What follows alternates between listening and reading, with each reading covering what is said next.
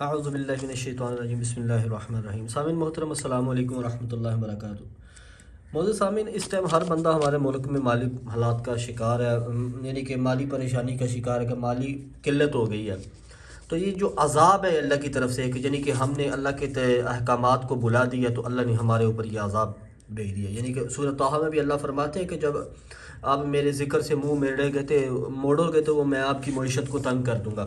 تو میں آج آپ کو ایک عمل دیتا ہوں کہ جب بھی آپ کو پیسوں کی ضرورت ہو نا، آپ یہ عمل کریں۔ پہلے میں آپ کو ترتیب بتاتا ہوں، اس ترتیب کے ساتھ کر لیں، پھر جب بھی ضرورت پڑے آپ کر سکتے ہیں۔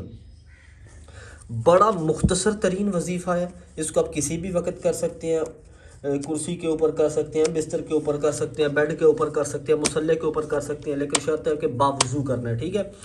باوضو کرنا ہے آپ نے یہ وظیفہ، اور اس کا طریقہ کار آپ سن لیں۔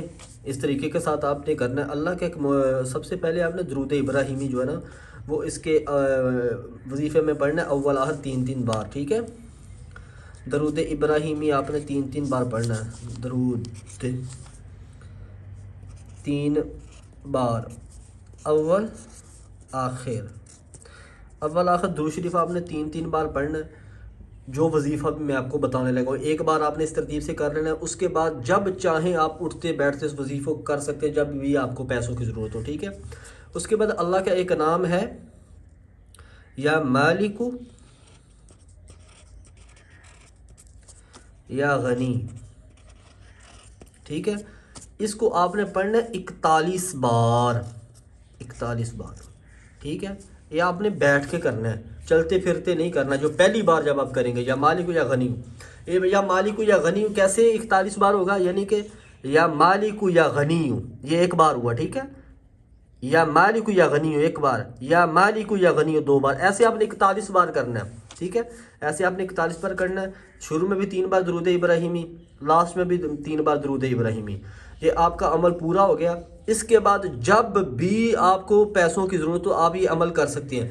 یہ عمل پورا کرنے کے بعد آپ نے صدقے دل سے اللہ سے دعا کرنی ہے اپنی پریشانی کے لیے، جو بھی حاجت ہے۔ اور بھی کوئی حاجات ہے آپ سامنے رکھ سکتے ہیں، لیکن جس خاص مقصد کے لیے کر رہے ہیں اس مقصد کو ذہن میں رکھ کے اللہ سے گڑ گڑا کے دعا کرنی ہے۔ آپ کی آنکھیں تر ہو جانی چاہیے، ٹھیک ہے؟ کیونکہ الدعاء مخ العبادہ، کہ دعا عبادت کا مغز ہوتی ہے، اور دعائیں تقدیروں کو بدل دیتی ہیں۔ دعا لازمی کرنی ہے۔ کوئی بھی عمل سارے ہی اچھے ہوتے ہیں سامعین، لوگ بولتے ہیں کہ یہ عمل کر رہے، اس سے فائدہ نہیں تو یہ کر لو۔ عمل سارے ہی ہوتے ہیں۔ عمل میں طاقت پتہ کس چیز سے بنتی ہے؟ عمل میں فائدہ کس چیز سے بنتا ہے؟ عمل میں پاور کس چیز سے بنتی ہے؟ عمل میں پاور بنتی ہے یقین سے۔ آپ کا یقین جتنا کامل ہوگا، اس وظیفے کے اندر پاور بھی اتنی زیادہ ہوگی، اور اس کے اندر اثر بھی زیادہ ہوگا، ٹھیک ہے؟ تو آخر میں کہا کرتا ہوں کہ نمازوں کا اہتمام لازمی کریں۔ فرائض کے چھوڑنے سے جو عذاب آتے ہیں وہ وظائف کے کرنے سے ختم نہیں ہوتے، ٹھیک ہے؟ اپنی دعاؤں میں یاد رکھیں۔ آپ سے بس اتنا مانگتا ہوں، زیادہ نہیں مانگتا، کہ چینل کو سبسکرائب کر کے بیل نوٹیفیکیشن کو آل پہ کر لیں، اور ویڈیو کو لائک کر کے شیئر کریں، ٹھیک ہے؟ السلام علیکم ورحمۃ اللہ وبرکاتہ۔